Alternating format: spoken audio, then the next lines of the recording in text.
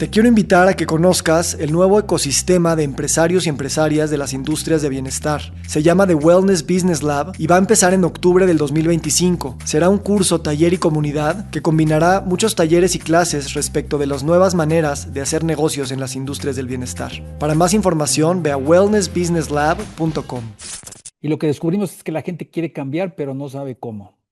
Y lo que descubrimos es que los profesionales de la salud y de la educación queremos ayudar a cambiar, pero tampoco sabemos cómo, porque nadie nos ha enseñado a estar bien.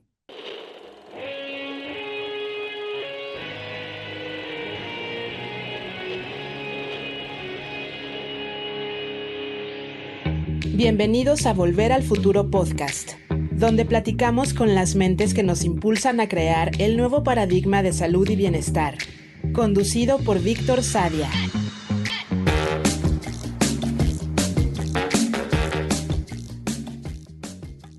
El doctor Armando Barriguete es médico cirujano por la UNAM, psiquiatra, psicoanalista y doctor en investigación psicoanalítica. Es investigador en la Universidad Anáhuac Online y consultor en salud mental, obesidad y trastornos de la conducta alimentaria. Colabora con el Instituto Nacional de Ciencias Médicas y Nutrición Salvador Subirán y forma parte del Consejo de Salud del Estado de México. Es miembro de las Academias Nacionales de Medicina y de Cirugía de México y Francia.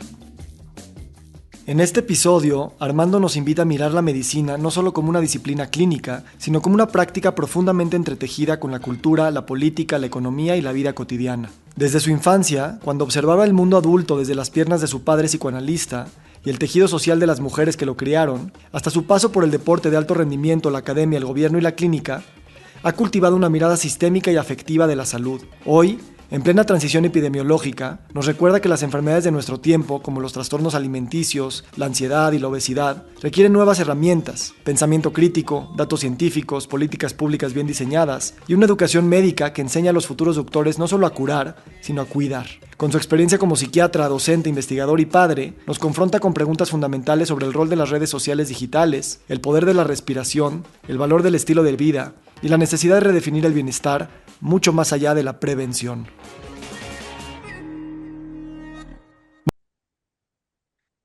Muy buenos días, muy buenas tardes, muy buenas noches. Hoy nos acompaña el doctor Armando Barriguete. Armando, gracias por estar aquí.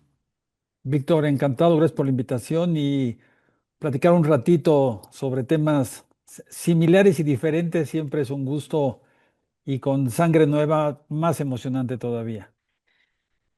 Hablando de sangre nueva, le pedí comentarios sobre ti a la amiga que nos presentó, a Violeta, y me mandó un texto muy hermoso y en vez de quedármelo para mí, lo quiero compartir contigo y con todos, y también me sirve de introducción, eh, porque precisamente para mí la amistad es una de las mejores formas de conocer a alguien, y como veo que y ella son muy amigos, creo que te Ujú. conoce muy bien y por eso confío en su descripción. Si me permites, la voy a leer. Venga, venga. Cuando hay cariño hay que bajarle ahí unos grados, pero bueno, hay que oírlo. Armando es un médico con una trayectoria académica impecable, un humanista siempre comprometido con las causas sociales, los derechos humanos, la docencia y la investigación. Su formación profesional es producto de las instituciones educativas y de salud que han hecho historia en México: la UNAM, el Instituto Nacional de Nutrición, la Secretaría de Salud, la Asociación Psicoanalítica Mexicana, la Academia Nacional de Medicina y Cirugía en México. Armando es un ser humano compasivo, comprometido, un humanista amante de la música, la cultura y el arte. Es una persona sencilla, amable, pausada, muy trabajado interiormente por su formación psicoanalítica. Es también, como buen investigador, muy curioso, inquieto, entusiasta, siempre dispuesto a ayudar a los demás, sobre todo a los más jóvenes. Orgullosamente mexicano, ama nuestra historia y legado cultural, pero a la vez es un ciudadano del mundo, sibarita que disfruta de viajar, trascender fronteras y culturas. Su papá fue un psicoanalista muy reconocido en México de los 70s a los 90s. Por su diván transitó toda la élite cultural, intelectual y política de México. Armando creció en un ambiente Mm. privilegiado en todos aspectos y nunca le he visto perder el piso ni la sencillez radical o la amabilidad. Trata con el mismo respeto a secretarios de Estado, presidentes o figuras públicas que a una persona de limpieza o a un alumno. Es un gran amigo que siempre se muestra accesible y presente. Es balanceado, cuida su estilo de vida. Le encantaba ir a los antros y bailar hasta altas horas. Bailaba increíblemente bien para ser médico. Siempre fue un muy buen deportista, muy disciplinado. Un gran nadador que llegó a competir en Juegos Panamericanos representando a México y también practicaba tenis. Lo conocí en el Instituto Nacional de Nutrición cuando hice mi servicio Sí, es social cierto. y Ujú. Armando era residente de cirugía experimental. Hicimos un año de investigación con el doctor Federico Chávez Peón, quien después fue secretario de salud y varios años después se convirtió en el suegro de Armando, quien se casó con su hija y formaron una linda pareja y familia. Armando siempre ha sido un gran gozador de la vida, muy alegre y buen amigo. Pues antes de empezar a grabar me decías que le decías a tu esposa que ya tenías un nuevo amigo en mí y leyendo esto pues me siento muy privilegiado de que me llames tu amigo, hermano. Gracias. No, encantado. Y bueno, eh, ¿por dónde empezar? Yo creo que la vida son muchas coincidencias, ¿sí? Y yo sí creo que es mucha suerte, pero hay que levantarse temprano, ¿no? Porque cuando te levantas temprano y hay poquitas cosas, hay poquita gente. Por lo menos me encanta salir a caminar o a correr cuando no hay gente y te quedas solito, sí te encuentras con ese que tú eres, porque todos queremos, en mi época era ser Brad Pitt, ¿no? Es decir, llegar y que se desmayen tres, que te pidan tres autógrafos, es decir, y el 0.01 puede ser Brad Pitt o premio Nobel, ¿no? El resto, incluyendo premio Nobel y Brad Pitt, seguro se paran igual de temprano o más que nosotros, ¿no? Entonces somos el resultado de trabajo y de coincidencias que las podemos hacer crecer y de fracasos importantes donde hay que llorar, ¿no? Cuando uno pierde, hay que sentirse mal, ¿no? Hay que decir qué pasó, ¿no? A mí me pasaron muchas veces que he fracasado y yo digo, ¿qué pasó? Pero si, ¿no? Uno de ellos me acordé cuando estaba hablando de que fui nadador, por 2 décimas yo no fui a la Olimpiada, ¿no? Entonces... Y fue por un error mío, me robo la salida y en vez de seguir como se tiene que hacer, bajo el ritmo, creyendo que van a lanzar la cuerda, no la lanzan y es decir, sí hay que llorar porque uno la riega y hay que aprender de lo que uno la riega. Años después estuve en Francia y bueno, otra cosa muy importante, he tenido la suerte de que gente más inteligente, más trabajadora y con más dones me han aceptado estar cerca de ellos y ellas. Y creo que es una suerte muy grande. Y busco también, me encanta alguien que le gire más el coco porque soy más de oír que de hablar, Mm, ¿sí? Pero me encanta ver, ¿no? Es decir, desde chiquito me encantaba ver, mi papá me sentaba en sus piernas. En mi época, los niños no iban a donde estaban los adultos, ¿sí? Si comía a la mesa de niños y la mesa de adultos. Mi papá, no sé por qué, se lo agradezco. Me sentaba en sus piernas y me quedaba un buen rato. Al final sí me regresaban a la mesa de niños, como debe ser. Pero oía, ¿no? Oía cosas que no creo que hubiera entendido, pero me encantaba ver ese grupo, ¿no? Mi papá tuvo grandes amigos con los que estudió de chico, médicos muy interesantes y sobre todo muy apasionados y muy comprometidos con el cambio social. ¿Sí? Hoy mm. dicen que son de izquierda, más bien, yo creo que de los mensajes que yo creo que hay que transmitir es que sí estamos en la peor crisis de los últimos 50 años, en todos los niveles, pero a diferencia de hace 50 años, hoy sí sabemos qué hay que hacer. Es decir, sí tenemos claves fundamentales. Pues ¿Y le subo un fíjate poquito el que volumen, quieres? está bien así. Voy a Ajá, seguir. Pues perfecto. fíjate que hoy te va a tocar un poco más hablar que oír y a mí me va a tocar más oír que hablar. Y me gustaría empezar preguntándote sobre esa em, experiencia de no haber pasado a las Olimpiadas. O sea, por 2 décimas, como dices, a lo mejor fue un error tuyo.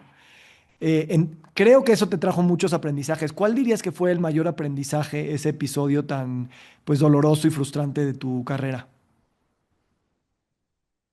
Pues años después, cuando estoy estudiando en Francia, pertenezco a un grupo que se llamaba de sociopsicoanálisis, un doctor Gerard Mendel, que Mitterrand llama para que trabaje sobre temas sociales. Un día tenemos que hacer un resumen y éramos 6, ¿no? De un proyecto largo y todos nos quedamos callados porque dijo, ¿quién lo va a hacer? Entonces nos dijo, recuerden, sí, que la gloria viene en un caballo, ¿sí? Entonces me volví a acordar, ¿sí? De esas 2 décimas que te das cuenta que siempre eliges, ¿sí? Haciendo o dejando de hacer, o haciendo a medias. Y sí creo que tiene uno que ser muy selectivo, pero cuando uno es chico hay que entrarle a lo más que puedas porque aprendes mucho. Y a veces no necesariamente tu línea, pero sí vas aprendiendo y te vas conociendo y descubres que hay que priorizar. Descubres algo muy importante, que hay que ser organizado. Es decir, el tener orden es gigante y hoy veo, ¿no? Que a veces al orden no se le da tanta importancia, sino a los resultados. Y yo creo que es el orden lo que antecede a los resultados. Entonces, pues sí, aprendí mucho. Lo que pasa es que te duele más cuando sabes que es tu última oportunidad de Olimpiada, porque yo ya estaba en medicina y yo ya no me daba tiempo de hacer otra. Este, y otra cosa muy importante, otro que me gusta mucho es Italo Calvino. Italo Calvino hace un libro muy bonito porque lo invitan en los ochentas. Harvard organiza las Norton Lectures, que es sobre poesía, ¿no? Entonces, poesía que es pues el punto alto de la literatura y del escribir, ¿no? Lo invitan, ¿sí? Y en estas lectures hay de Octavio Paz, ¿no? Todos los nobles han pasado. Y este cuate se muere un poquito antes de ir. Entonces su mujer, ¿no? Va a editar este libro y dice, estamos a 15 años, porque fue en el 85 de cambiar de milenio. Hay que escribir algo para que la gente esté atenta de lo que viene y de lo que escribe Calvino. Son un par de puntos que hoy vemos que es lo que todo ser humano desearía y se nos olvida lo previo, pero todos queremos estar ahí. Y habla de la ligereza, ¿sí? Como el primero. Y es muy interesante porque la ligereza, todos quisiéramos ser etéreos, todos quisiéramos no pesar, ser como las nubes, ¿no? Volar, imaginar y no tener nada que nos ancle aquí abajo, siendo que es lo que nos ancla aquí abajo lo que podemos o nos permite pensar y hacer las cosas. Y hoy veo que todos quieren ser ligeros, ¿sí? Todos quieren ser etéreos y creo que un tema gigante son las redes sociales digitales el día de hoy. Sí, es decir, es exactamente como la pólvora, ¿no? Sí nos ayuda, ¿no?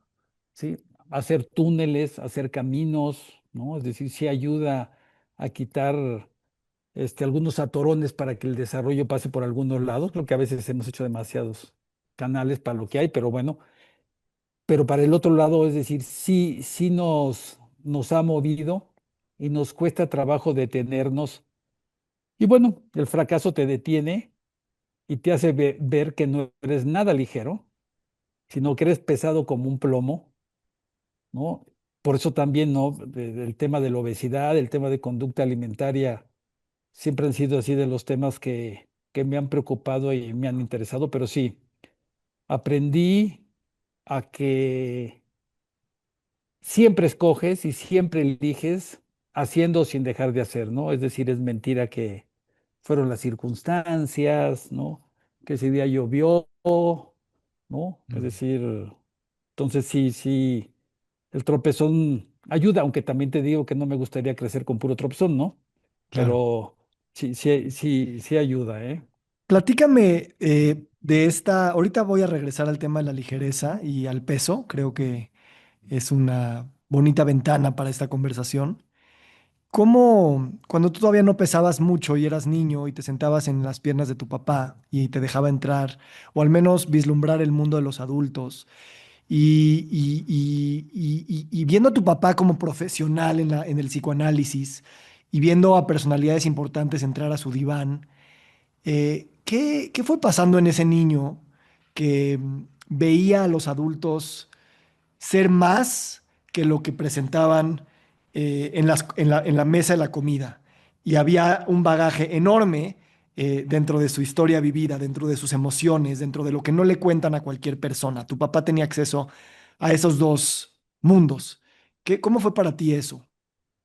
Bueno, mi fuerza no viene de ahí, ¿eh? Ahorita que lo estaba diciendo, mi fuerza viene de estar conviviendo con un grupo de mujeres maravillosas todos los días. En las tardes íbamos a casa de mi tía Cristina porque era la que tenía casa con jardín. Nosotros vivíamos en departamento primero muy chiquito, luego me parece fue un poco mejor, luego más grandecito, luego una casita, y es decir, fue creciendo. Vivíamos con tía Cristina, donde estaba mi abuela, estaba mi tía, estaba mi mamá, estaban mis primas, mi mamá estaba muy chiquita, estaba mi hermano. Entonces me la pasaba muchas tardes de mi vida oyendo mujeres y sorprendiéndome del tejido diario, porque también tejían, ¿sí? Pero del tejido social y familiar que ellas hacían todos los días. Y algo muy interesante, luego cuando me sentía triste, incómodo o algo, sí, yo decía que me dolía la panza, ¿sí? Es que me duele la panza. A veces sí me dolía la panza, pero a veces quería llamar la atención. Entonces, digo, mi mamá y mi abuela no sé qué hacían, pero me sentaban al lado y me daban en tacitas chiquititas. No supongo que fuera té, porque, o a lo mejor si era té, café seguro no, pero tecito seguro sí. Y creo que ahí fue donde yo entendí, ¿sí? Lo fuerte de lo social, ¿sí? Y lo increíble de las mujeres. Es decir, yo cuando me sentaba con los hombres, es decir, te digo, no entendía muchas cosas, pero oía cosas que sonaban importantes. Veía también la fuerza de la amistad, ¿no? Es decir, eran grandes amigos estos. Pero si mi fascinación venía del día a día de estar con estas mujeres maravillosas, que también aclaro, ¿eh?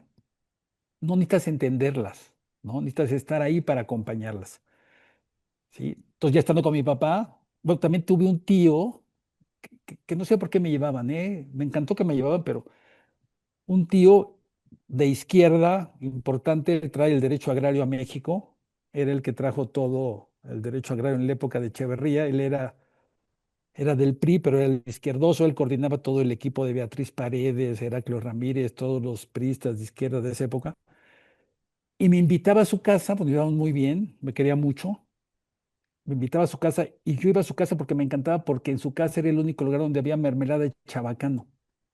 En todas las casas había mermelada de fresa, no sé por qué. Y la de chabacano era así una novedad maravillosa y poderte dormir con tu pancito con chabacano y tu vaso de leche. Entonces me invitaba a quedarme a su casa, este, rodeado de libros, un cuate que leía mucho y todo, y me sentaba y me decía, iban a verlo Trujillo, iba a verlo el presidente del Partido Comunista, así, y me dejaba sentarme ya al ladito, pero me decía, nomás no vais a preguntar pendejadas, me decía. Entonces yo me le quedaba viendo, no, tío, no, pero yo tenía 6 7 años. Entonces, no sé, ahí me ponía, yo cenaba con ellos, bueno, ni cenaba un ratito, yo ya me dormí, ya me llevaba, ¿no? Pero sí tuve la suerte de estar en lugares emblemáticos con gente que yo después descubrí que era muy importante, pero me ponían y me quitó el miedo a estar en espacios en donde dicen la gente que no hay que estar. Mm, Pero también aprendí a estar callado, reconozco. Es mm. decir, y con mi papá yo creo que fue la parte de la amistad, fue muy importante. Gente que cada quien estaba luchando, porque estos eran los años 70, México no, iba para arriba todo. Este, y lo más divertido, le llamaban la hora del amigo, ¿no? La hora en donde había botanita, ellos tomaban, bueno, después fue situaciones difíciles porque empezó a haber problemas serios de alcoholismo en el entorno, ¿no? Entonces también me tocó ver tropezón de figuras importantes que el alcohol, ¿no? Tomaba su vida. Es decir, la medicina me gustaba en el sentido de amigos maravillosos, pero no me gustaba porque la gente iba porque sufría, ¿sí? Es decir, la medicina, los hospitales no eran lugares bonitos, no eran lugares en donde la gente saliera riéndose, ¿sí? Es decir, no era lo que yo de chiquito yo nunca pensé ser médico, ¿no? Es decir, a mí me gustaba más estar sentado al final de la escuela, me encantaba el recreo. Sí, me encantaba de repente decir, los lunes nos tocaba tomar distancia, formarse y entrar a la escuela, ¿Y ¿no? cómo fue tu decisión de estudiar medicina, después psicoterapia? ¿Hiciste psicoanálisis o qué hiciste? Si después dice me voy a Francis, hago psiquiatría, luego empiezo psicoanálisis allá, termino psicoanálisis acá, y luego hago una maestría en psicoterapia, luego un doctorado en investigación psicoanalítica. porque ya me muevo del modelo psicoanalítico clásico, porque me dedico a adolescentes y a mujeres, y el modelo psicoanalítico de esa época, que también ha ido cambiando, pues no te daba, ¿no? ¿Por qué me muevo para allá? Pues porque primero me encantaba el interior, ¿sí? Me gustaba ver qué pasa adentro, ¿sí? Y por otro lado, me encantaba el imaginarme cosas. Entonces estaba yo entre astronomía, porque era bueno para la física, o medicina.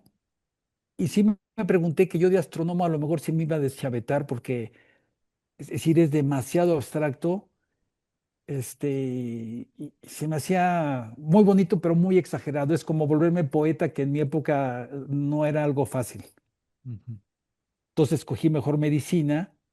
Es una carrera muy estructurada, con conocimientos, ¿no? La fisiología, así muy ordenados, y me gustaba, ¿eh? Y varios amigos se fueron a medicina, ¿sí? Pero antes, la parte interesante es que yo me dedico a nadar a partir de los 12 13 años, ya grande, porque todos empiezan a los 6 7, porque muchas de mis decisiones importantes son momentos, son instantes en donde yo siento que no es por ahí, sino es por acá, y en ese momento tomo una decisión total.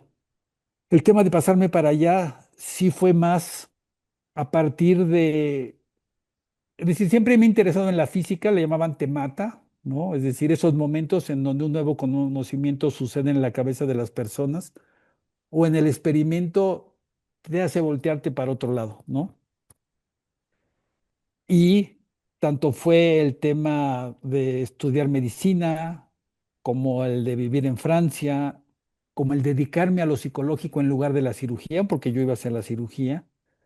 Sí, son momentos en donde algo me sucede en la vida y me dice que es el momento de cambiar, y es por allá.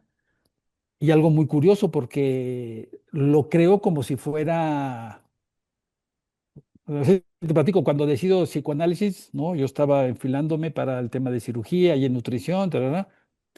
Un amigo mío, porque cuando eres médico, tus vacaciones son o al mismo tiempo de los médicos o de los vagos, porque son momentos muy raros.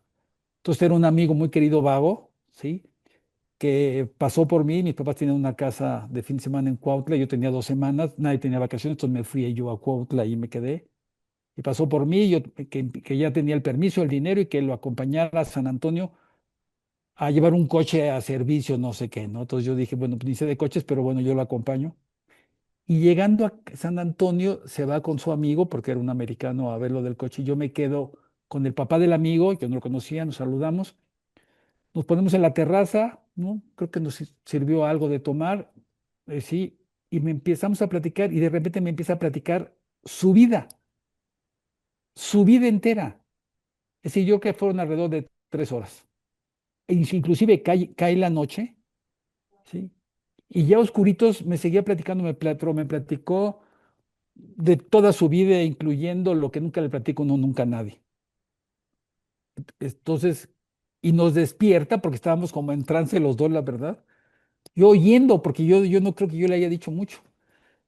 El claxon de que llegan ya los del coche, ¿no? Entonces nos despertamos así, bueno, no nos despertamos, pero caemos en cuenta de todo el trance. Y cuando me despierto, yo digo, voy a ser psicoanalista, porque puedo entender por qué alguien se deprime, ¿sí?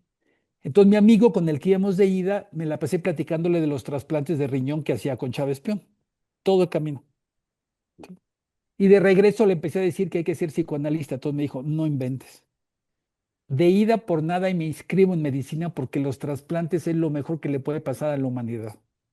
Pero no me digas que ahora tengo que ser psicoanalista de regreso, porque ya no me da, ¿no? Entonces ese tipo de cosas que a todos nos pasan, ¿sí? Que sí creo que hay que darle mucha atención a cuando hay una señal grande que viene por alguien, ¿no? Por una figura importante, o por un momento que sí te hace darte cuenta que es algo nuevo, que es emblemático, y que es tu fluidez hacia allá, ¿no? Entonces, Mm. pues estuvo muy divertido. Es decir, obviamente en nutrición, Chávez Peón, Campuzano y todos ellos, pues me jalaron la oreja como 18 veces, me diciendo que, imagínate, de cirujano en nutrición a psicoanalista en París, pues dijeron, este se volvió loco, ¿no? A lo mejor fue cierto, ¿eh? Ujú. Sí, es un tipo de locura. Sí. Oye, y a ver, déjame, me encantan tus historias y me hace pensar que no, o sea, no importa tanto la naturaleza de la decisión, o más bien la decisión en sí misma, sino el Armando que decidió no hacer astronomía, hacer medicina, después hacer psicoanálisis, como siguiendo una línea de yo me quiero asombrar del mundo, yo me quiero asombrar de este misterio en el cual estamos viviendo y que todas estas disciplinas eran ventanas a vivir desde esa manera. O sea, te escucho citando escritores o me has citado cine, esa parte como muy del artista, de que lo que quiere es tener esa perla brillando en los ojos cada vez que ve algo, ¿sabes? Y siento que la medicina lo ofrece en todas las especialidades y lo hubieras encontrado en todas las especialidades. Sí, pero también hay otra cosa muy importante que es el miedo, ¿sí? Es decir, yo fui un niño, mi papá fue muy exigente, fue un niño que también creció con miedo, es decir, creció con miedo a no ser muy bueno, con miedo a no ser exitoso, con miedo a que pasara algo que tú no puedes resolver. Es decir, sí fui un niño callado, fui tímido. Es decir, a la fecha soy tímido.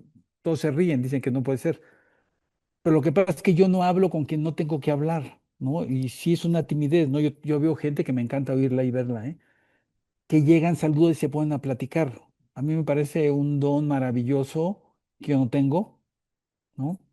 Sí, sí puedo ir a lugares diferentes donde no conozca a nadie y también me quedo ahí, ¿no? Es decir, el miedo ya no existe como tal, pero sí me movió, te voy a decir que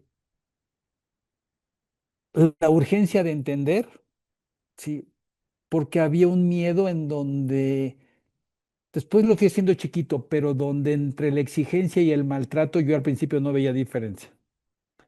Y eso, ¿cómo te diré? Me hizo entender y me ayuda a jamás olvidar, ¿no? Porque mis papás vienen, ¿no? De mucho trabajo, es decir, yo nací en la colonia Guerrero, ¿sí? La primera escuela mía fue pública muy buena, Luis Hidalgo Monroy. Me encanta, es decir, que también te pone los pies donde jamás se te puede olvidar tu origen, ¿no? Es decir, es como hoy, al que no sea feminista no puede vivir en este mundo, ¿sí? Que no sea socialista en el sentido de ayudar, es decir, no puede vivir en este mundo, es imposible, ¿no? Y que no piense, ¿no? En la igualdad y la equidad, no puede, es decir, no puede uno estar aquí sin ser, no, en el porcentaje, ¿no? Que cada quien va pudiendo, ¿no? Pero mi mamá decía, ¿no? Da lo que tienes y no lo que te sobra. Es decir, no le juegues, ¿no? Es decir, hazlo, ¿sí? Y yo creo que también esa convicción, bueno, mamá era la culta. Y mi papá era un gran profesionista y todo, pero quien leía y nos leía libros todas las noches y quien nos platicaba es decir, era mi mamá, es decir, pues convive uno mucho más con la mamá.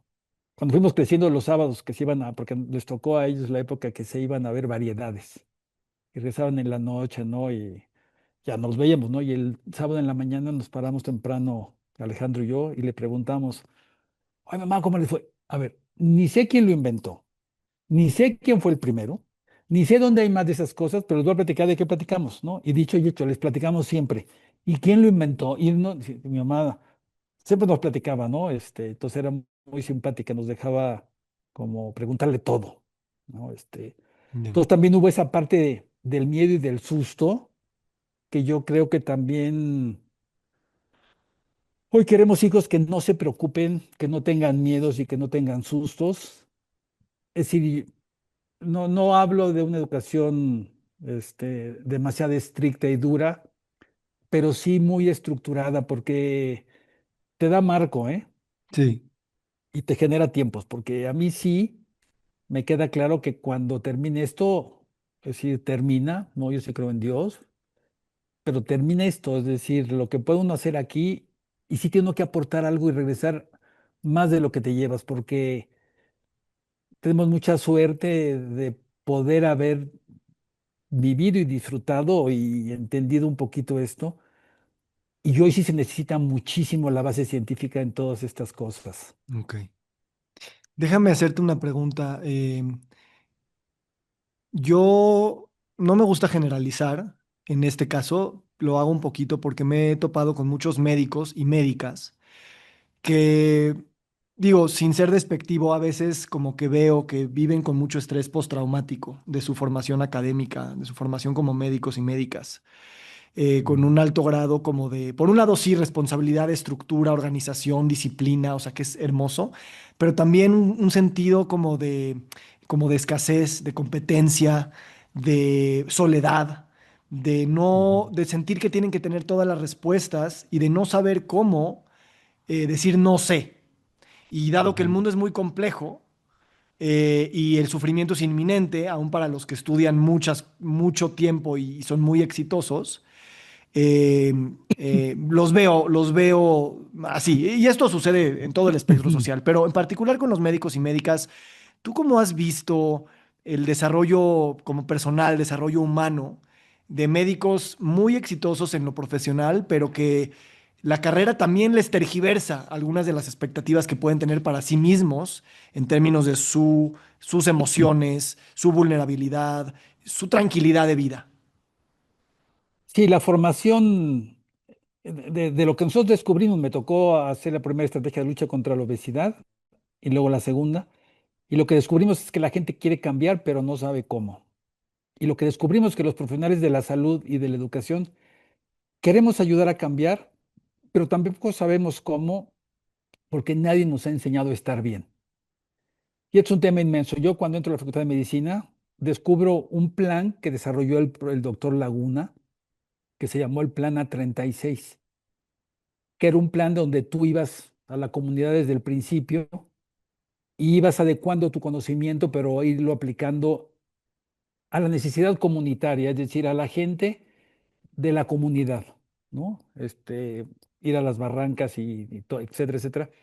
Entonces fue muy interesante porque yo me fui para allá, hice internado y todas esas cosas, pero yo estaba recargado viendo la necesidad social más preocupado que lo de adentro. Y dos, no me tocó el maltrato, pero sí existía, ¿eh? Es decir, esta parte donde te quieren, bueno, primero algo muy importante, había muy pocas mujeres. Y si el ambiente, cuando hay un ambiente femenino mayoritario, es otra cosa. ¿Sí? Hoy, desgraciadamente, me platican alumnas jóvenes que todavía en la dirección hay demasiados hombres con un modelo antiguo que también no la ven fácil, ¿no? Y eso es muy triste. Y luego cuando yo me voy a Francia, decido irme a estudiar psiquiatría con un modelo muy diferente a lo que se veía aquí. Es decir, no porque ir al Fray Bernardino sea malo, pero descubrir a partir, ¿no? En esa época de la enfermedad grave y crónica, la mente, yo me fui a estudiar a un lugar en donde trabajábamos con mamás y bebés, por ejemplo, ¿sí? Donde trabajábamos en las puponieras ya, ¿no? Con los niños chiquititos, sí, me tocó trabajar en las escuelas, es decir, me corregían el acento, los niños se morían de risa cuando yo hablaba francés, y eso que pues sabía francés, pero traía el acento mexica muy fuerte, me lo corregían. Entonces era divertidísimo porque nos reíamos, ¿no? Yo mejoraba mi francés, les enseñaba un poquito el español y ya platicábamos de cosas, ¿no? Entonces sí tuve la suerte, ¿sí? De, de, de no sufrir, es decir, yo la presión la viví de chiquito, pero no la volví a encontrar, tampoco la busco y si la encuentro también no la sostengo, no me interesa jugar fuercitas con un sistema violento. Este, pero sí creo que el modelo de educación está muy limitado, tiene que cambiar, porque tiene que partir de que nos enseñan a estar bien los profesionales de la salud para poder transmitir el bienestar. Es decir, y yo descubro el bienestar porque voy a nadar, ¿no? Y la natación a mí me ayuda a respirar. Yo a los 13, 12 yo tuve un ataque, sí, de ansiedad, un ataque de pánico ¿Por qué? Porque yo empecé a ver, ¿no?, las exigencias que venían. En mi familia ya empecé a ver ahí unos problemas en la casa. Empecé a ver que mi hermano también estaba muy, muy, muy nervioso y se acercaba a cosas. Es decir, me empezó a asustar que la estabilidad de la estructura de donde veníamos, que hubo muy buenos años, empezaba a moverse y me angustié como si yo pudiera ser el que pudiera resolverla. Toda la nadada, es decir, yo nadaba 5 horas diarias. Entonces imagínate el ritmo de respiración que agarras en 5 horas. Es decir, terminas por estar bien. Y siempre he sido muy angustiado y con demasiada pila. Pues también me acababa un poco la pila, ¿no? Me gustó el grupo, ganaba medallas, éramos un grupo, es que a la fecha seguimos siendo un grupo muy padre. Es decir, me salvé, pero me salvé no por vocación del bienestar, sino como que coincidió. En la universidad me regañaban los maestros. A mí me tocó, yo vengo de la UNAM, que en la Facultad de Medicina los maestros, no todos, pero algunos sentados sobre la mesa con un cigarro en la mano y diciéndome, Arriguete, ¿usted quiere ser nadador o médico? ¿No? Como si vendiera droga o medicina, ¿no? Es decir, me regañaban porque yo los sábados pedía permiso para competir.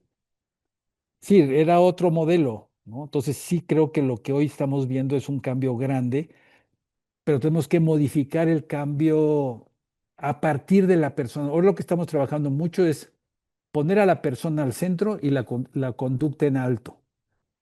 Tenemos que concentrarnos ahí, y el enfoque de género, ¿sí? El enfoque social, es decir, no puede estar alejado de lo que hagamos. Es decir, si yo de lo que estoy haciendo no tiene aplicación en la sociedad, no tiene razón de ser lo que yo hago hoy, ¿no? Y todos tenemos que tener un poquito eso, porque la cosa está dura y todos tenemos que remar hacia la misma dirección.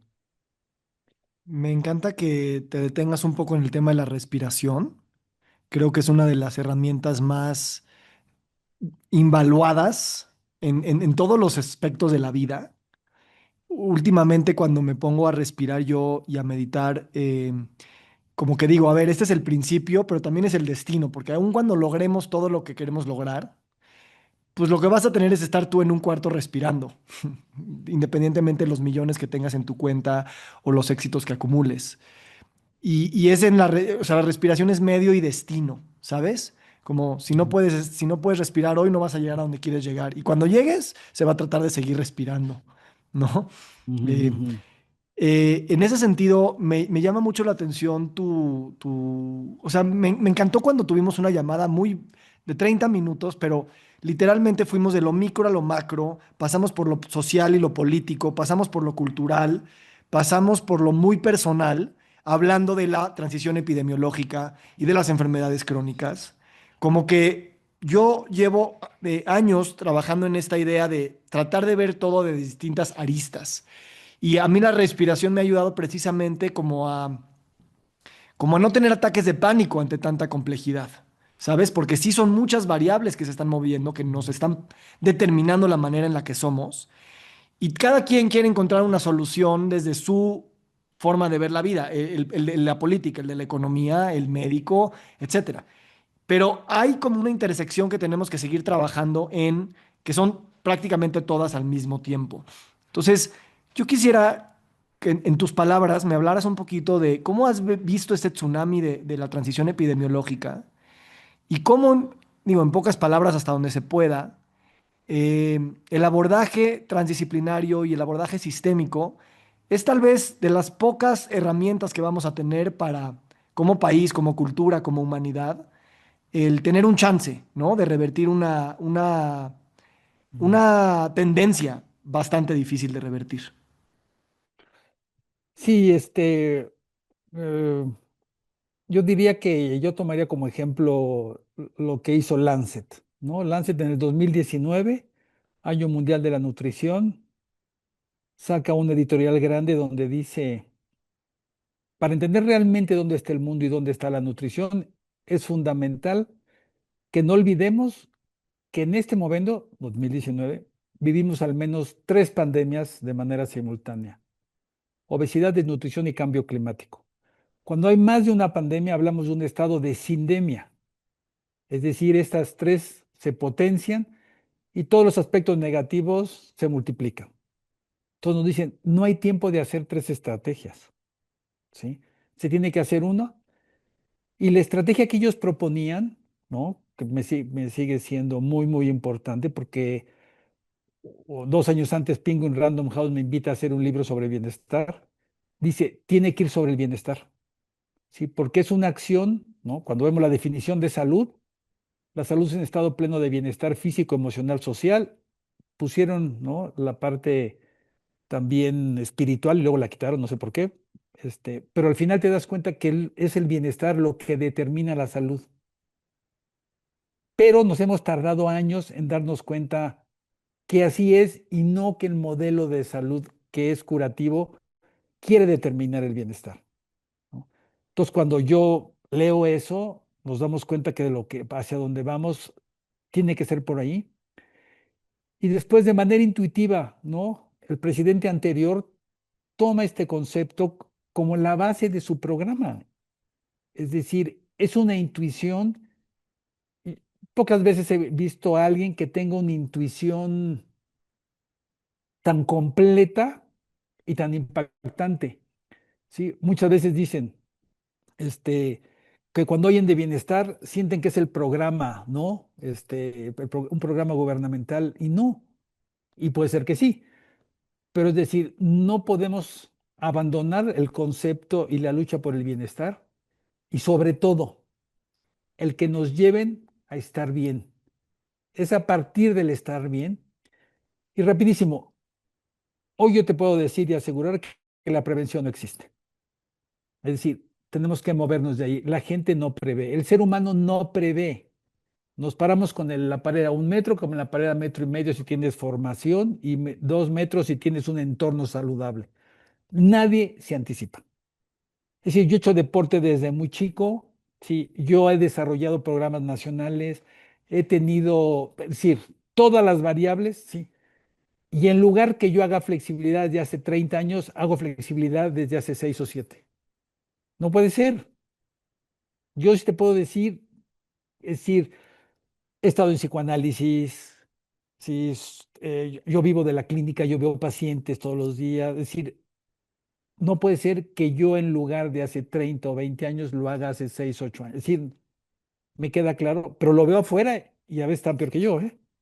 Entonces, sí tenemos que saber que la prevención no existe, nadie se anticipa. Lo que sí hay, y que creo que ahí hay que tener que concentrarnos, es en identificar nuestras conductas saludables y de riesgo, ¿sí? Y conocer bien el impacto de las dos y priorizar las saludables, pero recomendando que hay 5 conductas destructivas y hay que tener cero tolerancia. Violencia, drogas, abandono escolar, que otra regresamos porque es gigante, y conductas de pérdida del control como obesidad y uso excesivo de redes sociales digitales. El abandono escolar es un tema gigantesco. En cuanto a la adolescencia, sabemos que es a los 24, 25 años cuando madura toda la parte frontal y es donde ya uno deja de ser adolescente. Entonces, el entorno escolar es un espacio, no sé ustedes, pero yo, lo mejor de la escuela era el recreo. Seguro algo aprendí, pero allí era donde tú realmente convivías, crecías, aprendías, te desilusionabas, tenías amigos, ganabas el partido, te lo ganaban, te gustaba la niña bonita que nunca le nunca le dijiste la palabra y luego te enteras 20 años después que tampoco ella, es decir, maravilloso como es la vida, ¿no? Bueno, eso era la convivencia, era una maravilla. Pero nuestras mamás entendieron que pase lo que pase, tú tienes que ir a la escuela. A todos nos dolió el estómago, todos no hicimos un día la tarea o reprobamos un examen. Y tu mamá te decía, ahí lo arreglas y luego me cuentas, ¿sí? Entonces tenemos que regresar a que nadie deje que sus hijos antes de los 24 años se salga de la escuela. Hoy hay becas, hay carreras técnicas, ¿sí? Y nos protege, ¿sí? De todo lo que está afuera que no queremos que estén ahí nuestros niños, ¿sí? Entonces, hoy sí tenemos herramientas muy buenas para hacer que esta gran crisis no nos tropiece grandemente y sí retomar, como tú mencionabas, sí, esos espacios de crecimiento y de bienestar compartido. Entonces creo que es un gran momento de la historia, ¿sí? Por eso este tipo de reuniones, el congreso que hicieron ustedes, es decir, voltear también a ver otras cosas que están haciendo en otros lados, que también es maravilloso, por otras personas, y no necesariamente, ¿no? Como médicos, ¿no? Pues uno quiere estar en las Academias Nacionales de Medicina, sí, en México y en Francia, porque también otro tema muy importante es, sí busquen un espacio de referencia que no sea solamente México, porque, ¿no? Aprendes muchas cosas, ¿no? Pero creo que el voltear a ver a otros lados sí nos ayuda a esclarecer, ¿sí? Esos puntos oscuros naturales e históricos que estamos viviendo, porque tenemos hijos, ¿sí? Y vamos a tener nietos, y sí creo que tenemos que dejarle un poquito menos empedrado, ¿no? Lo que viene, y sí soy muy optimista, sí, yo sí creo que el ser humano es espectacular también, este, y me encanta, ¿no? Y también los felicito por el Congreso, me encantó el Congreso y es una manera de hacer voltear. Lo que pasa es que los médicos, te digo, y tú mismo lo dices, crecimos a punta de no sé qué, es decir, ¿no? Las guardias tienen que ser de 36 horas, ¿cómo por qué? Ujú. ¿No? Tienes que ir a ver, ¿no? Las urgencias médicas el primer día para ver si eres machino o no aguantas. Es decir, el primer día me quería salir porque el primer día, ¿no? De Sí. urgencias, vi lo peor y yo dije, ¿qué hago aquí?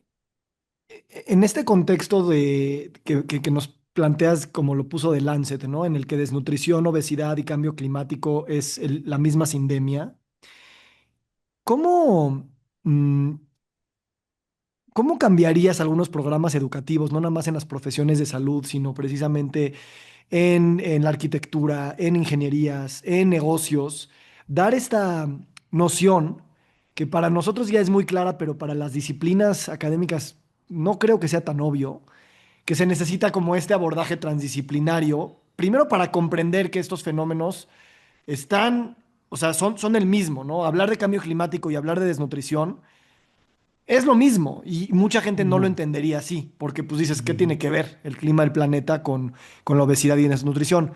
Y una vez que entiendes cómo hemos comido, cómo hemos producido comida, cómo hemos distribuido comida, cómo cambia la sí. cultura, dices, ah, pues claro, ya entendí. Pero ¿cómo cambiaría esto cómo lo aplicarías en las disciplinas a la hora de académicamente enseñarlas para crecer con esta noción mucho más integrada de que esos problemas son los mismos y no son separados? Bueno, tiene que partir esto de un diagnóstico, ¿no? Es decir, nosotros lo que estamos viendo es que los programas y servicios no están adecuados a la realidad actual de lo que necesita nuestra juventud o nuestra niñez. Nosotros estamos haciendo un estudio grande, ¿no? En el Estado de México, iniciativa de la gobernadora, en donde estamos haciendo un diagnóstico sobre conductas saludables y de riesgo, con la idea de hacer algo muy interesante que vamos a llamar, lo que llaman los gringos como roadmap, ¿sí? Como hoja de ruta, como lo que hicimos en 5 pasos hace muchos años, donde la gente sepa que con ciertas acciones básicas tú conquistas tu salud. Entonces yo sí creo que tiene que ser una información para toda la población, en donde todos primero sepamos que está basada en evidencia científica, que es fácil de entender, que es posible de aplicar, ¿sí? Y que es permeable a compartir, ¿no? Si no tiene estos principios, lo que estemos haciendo estamos perdiendo el tiempo, ¿no?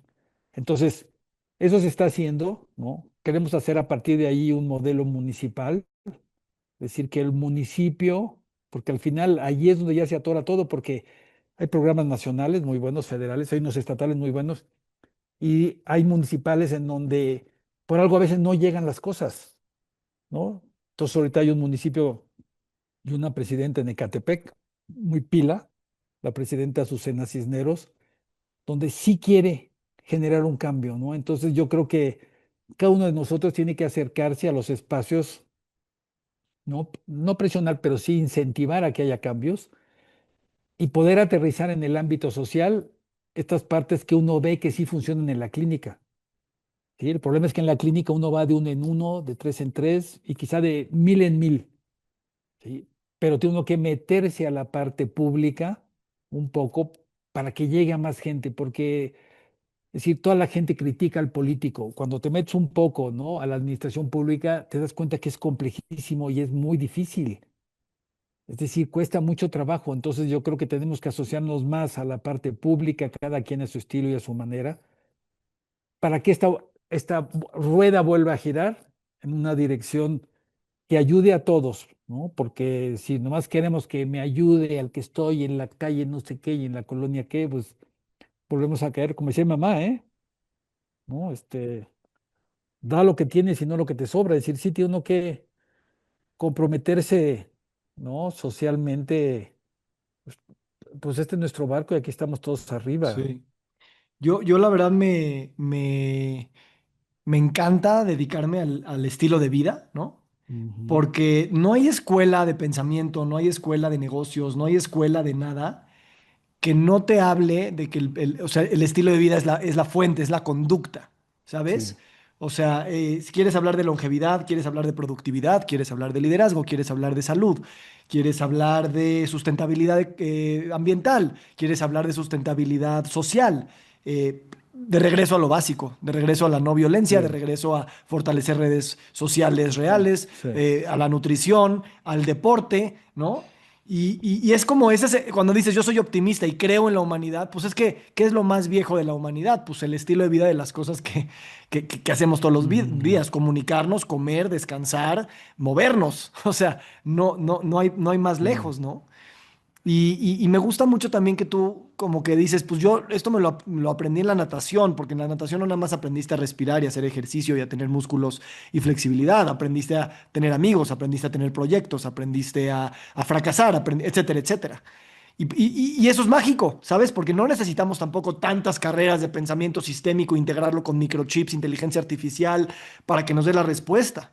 Al Sí. contrario, es como regresar a eso muy básico y quitarnos el ruido, tal vez, de todo lo que tiene Ujú. muchísimas chispas y mucha emoción comercial y te van a hacer millonario y guapo y famoso, cuando lo básico ahí está. Y es otra vez regresar a la respiración. Igual cuando logres todo eso pues vas a querer compartir tu tiempo con tu gente, vas a querer poder hacer ejercicio, vas a querer comer rico y bien y ya, o sea, también es el destino, ¿no? No nada más el medio.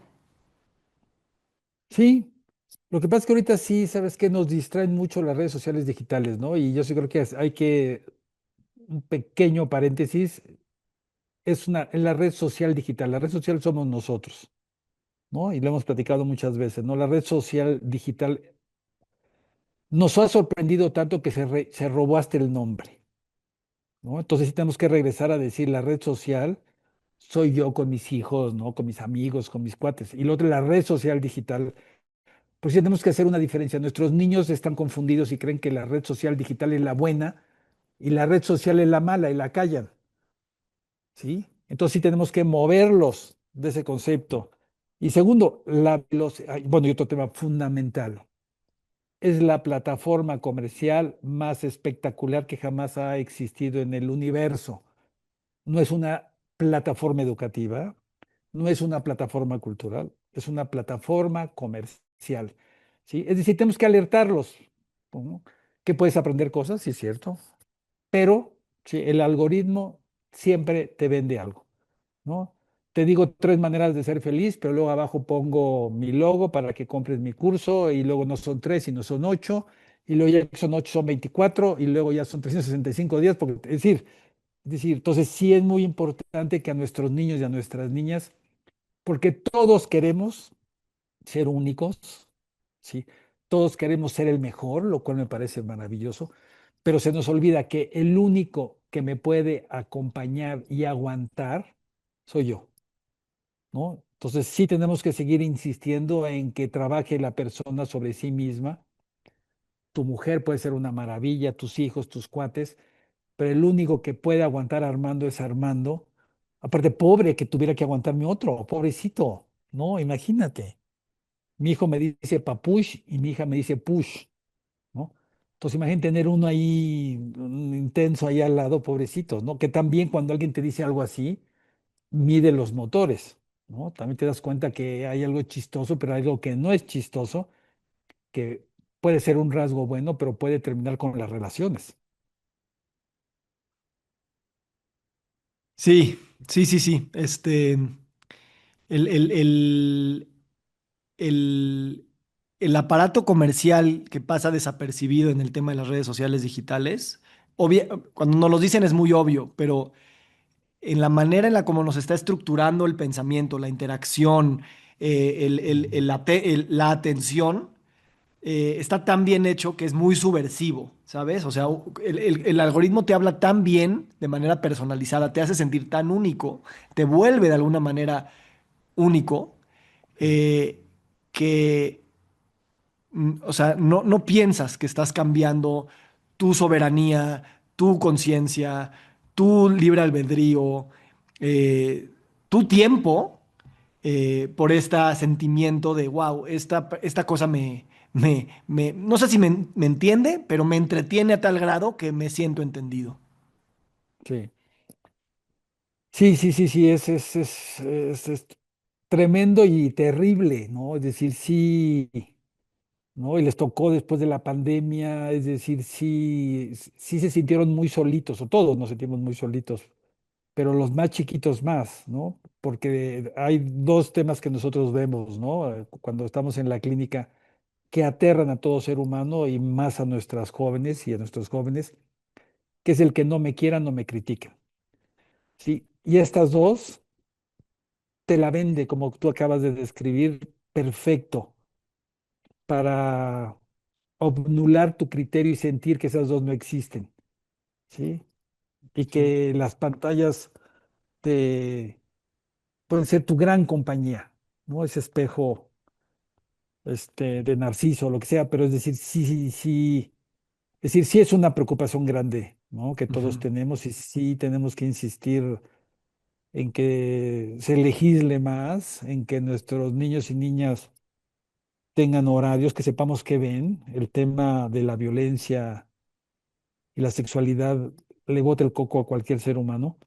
Entonces sí, sí, sí, hay que administrarlas y los muy chiquitos no tienen por qué estar viendo estas cosas porque sí, sí les alteran todos sus procesos de desarrollo en el Sí, momento de que se está cuajando todo, ¿eh? sí, sí, sí. Gracias. Me dejas pensando ahí con una advertencia importante. Como sabes, tengo niñas chicas. Me gustaría ir cerrando, Armando, con una reflexión sobre el tiempo, sobre la velocidad, sobre esto con lo que empezábamos a hablar de la ligereza. Eh, Veo que eres una persona muy ocupada en lo profesional y en lo personal, también con tu familia, tus viajes, tus pasiones.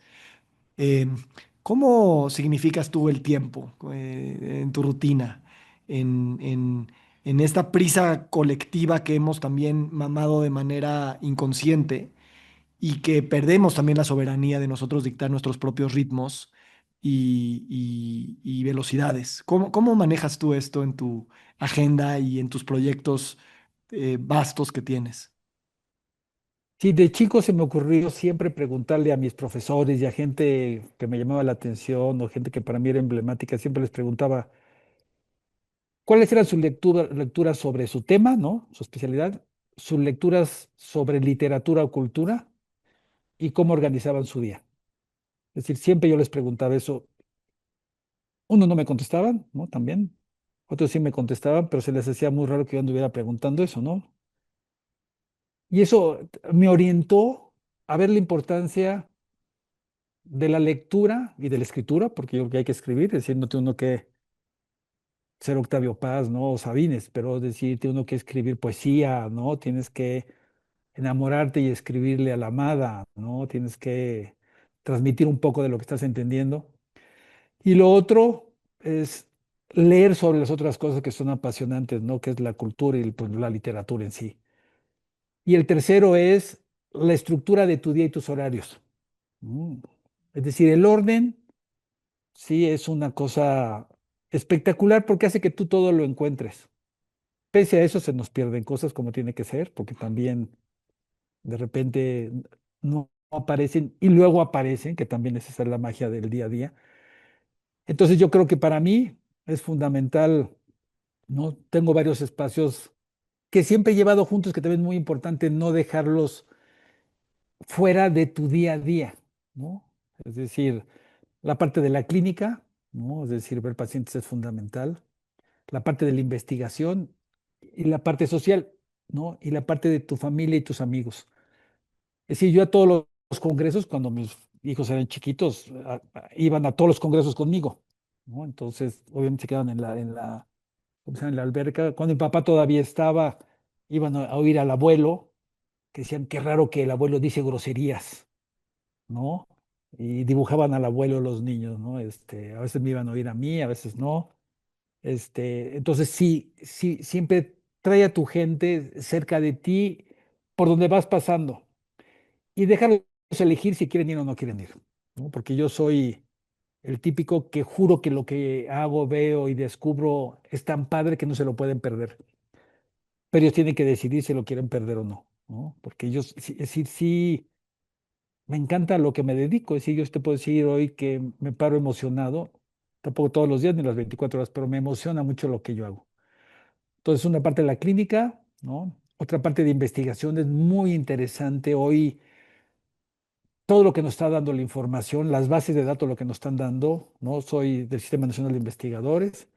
Este, Toda esa parte está muy padre, pegado a lo social y pegado a lo clínico, ¿no? Entonces, yo dedico una parte de la parte clínica, sí, que es también de donde tengo mi sustento.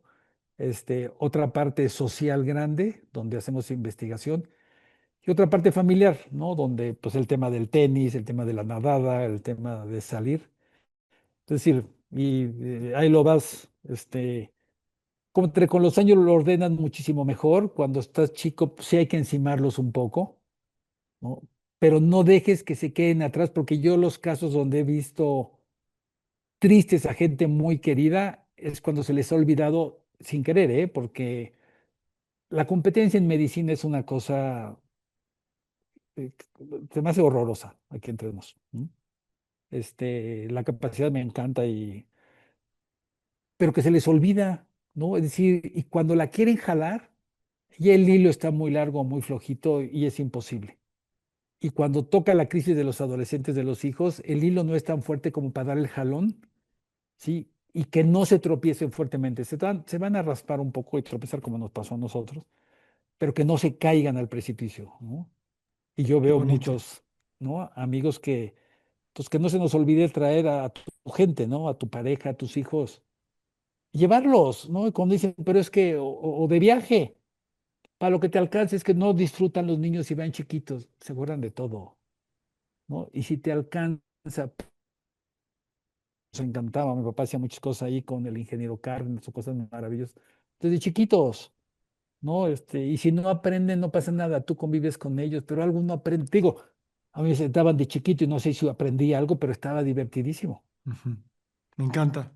Me encanta lo que dices. Es un mensaje que, como dices, la prevención no existe, pero pues hay que escuchar estas cosas porque eh, justo uno sí piensa que va a tener tiempo para todo, pero el tiempo también ya está aquí para todo, ¿no? No es nada más en el futuro cuando esto se cumple, sino en el presente. Y como dices, a veces se enciman las cosas, a veces sin querer, pero